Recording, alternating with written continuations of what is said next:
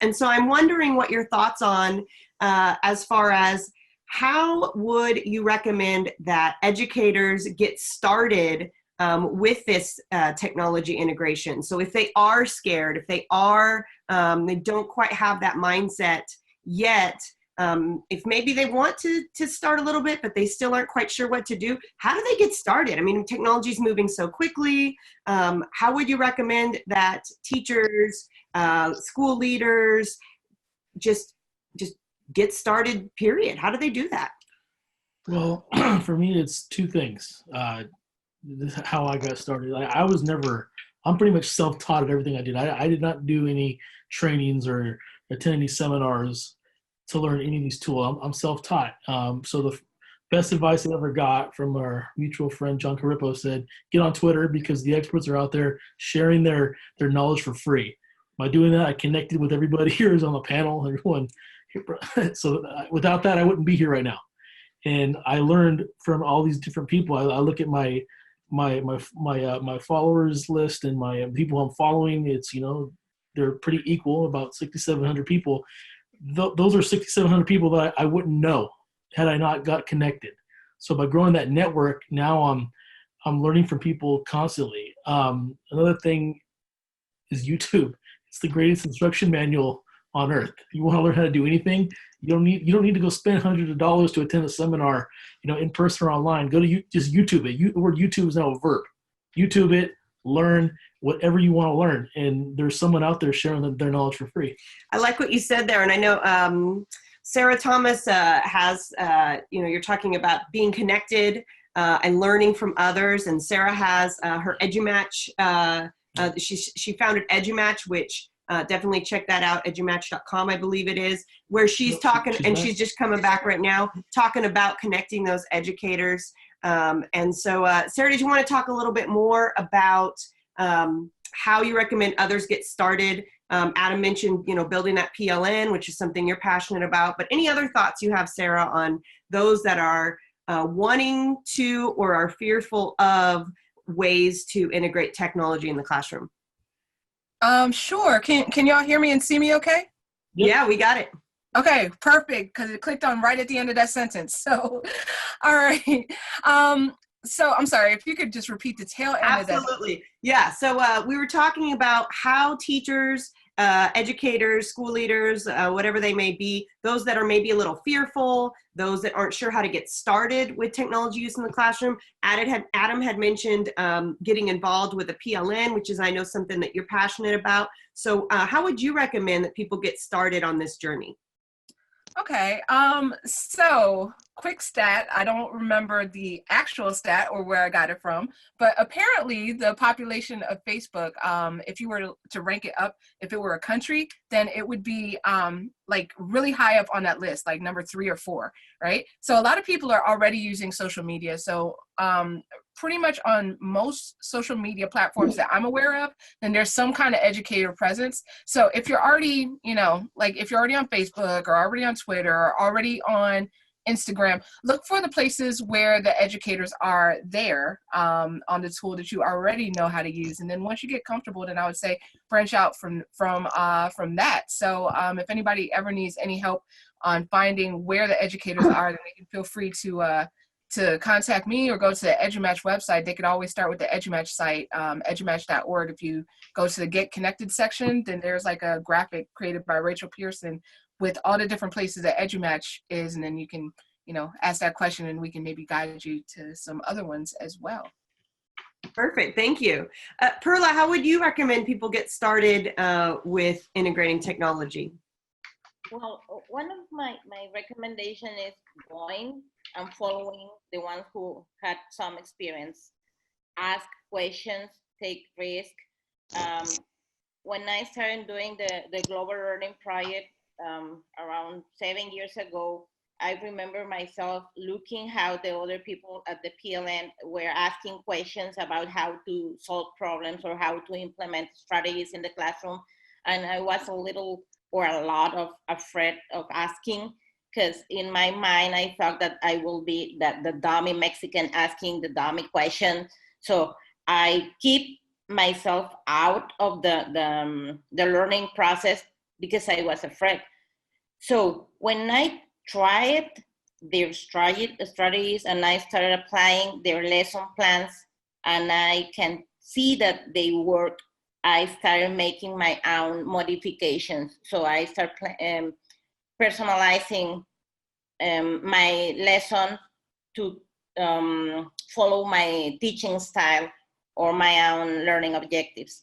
So if you are not very sure how to start, you can go to the social network, just like Sandra mentioned, or you can go to the PLNs, ask for a lesson plan, ask for strategies, try it, be ready to be vulnerable, be ready to fail, be ready to know that learning is a messy process, but a beautiful one. So just be ready to do the first step, because then the path is going to be pretty different. Excellent. Thank you, Perla. I like too that you're talking about, we're not throwing out everything to change everything that we're doing, but someone on Twitter is talking about going slowly and how that's important.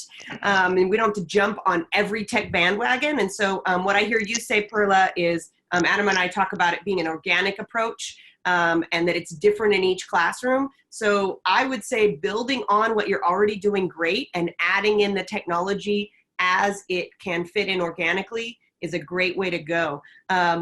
Michael, what are your thoughts on the way that you would recommend people get started with this?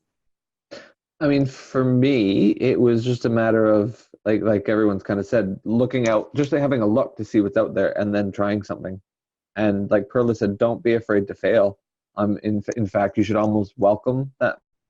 That's one of the things that I try and talk to the kids, is we build that mindset of like, if you're not learning, if you're not failing. And I think that's really hard in this day and age of teacher accountability across the world, to actually have those moments where you fail. So I think, we as the ones who are experimenting right now need to kind of put ourselves out there and actually show our failures and show, like it's okay to make a mistake. And I can't remember who said that, but someone saying, I think it was Perla earlier, saying, if you've got a technology, the children saying, oh, I don't know how to do that, but let's try. And I think that's probably the first thing you need to do is have that open-mindedness about trying something, giving it a go. And if it fails, instead of just throwing it out, tweak it a little bit. And I think that word tweak is a word I like to use a lot, because it's about, like you said, not throwing the whole thing out and trying to replace it, but just trying to make incremental changes. We tried to start a hashtag at a conference we had in New Zealand a while ago called Minute Changes, because I think a lot of people, what they do is they see these people doing all this amazing technological stuff, and they're like, I don't even know where to start, so I'm not even going to try. Whereas they don't actually see the step-by-step that we did. So I think it's kind of good that a lot of us are out there doing that. But I think, the first step is take a small step. Absolutely. And I think that one thing too, that, there's a lot of educators that are fearful of getting out there and sharing on social media platforms with other educators. But they stalk hashtags or Facebook groups or whatever it may be, which is a great start. I mean, that's still better than nothing, but definitely get out there and share, even if it's something small. I like Michael's point that sometimes when we see these amazing, inspiring ways that, that other educators who have been doing this for a while are using, it could be a little bit intimidating. So I love what you say there about showing those small pieces. Yeah, getting back to what, kind of piggybacking off that, a lot of times when it comes to sharing, again, like you said, it's intimidating to see those people doing these super awesome, amazing things. But remember, they didn't just get there overnight. It was a process. They started with those small, minute changes, like Michael said, before they got to this amazing stuff. So you see that, and you kind of like, you have this this like imposter syndrome, like, well, why am I here? But you're kind of, a lot of times you feel like you're questioning how valuable what you have to share, how it really is, and you think it's all compared to that person, it's not very good. But remember, there's some of the things that you think that aren't really that great, that innovative. somebody else will think that's amazingly innovative. And in my experience as an experienced conference presenter, I get the best feedback and the most ahas from the things that I think are the simplest things that aren't great. So if you kind of, you know, think of it that way, just start sharing. Someone is gonna glom onto it and is gonna appreciate it. So don't be afraid. Try to do your best to ignore that imposter syndrome. It's not an easy hurdle to get over, but once you're able to kind of master that, yeah, your practice is gonna take off. And Yeah, absolutely. talking about sharing, someone mentioned at the beginning that we should model for our students. So one of the practice that I am integrating in my teaching style is every time that I'm going to try a new strategy or tool in my classroom, I share with my students, hey, I discovered this, I am learning this, let's see how it works in our classroom. And at the end, I am in control of my learning strategy and my learning objective and the standard that I want to rise. So if I have a clear idea what is my learning objective, I will follow up the process even if the tool doesn't work as I was expecting, or if the process is not what I paint in my mind. So sharing with my students what is happening is a powerful strategy because they know. And I can feel comfortable saying, hey, this is the first time. I don't know how to do it. If you discover something, tell me. And we are kind of partners that make a kind of confidence in the process. It's something that I like it. I like that. So you're talking, Perla, about empowering the students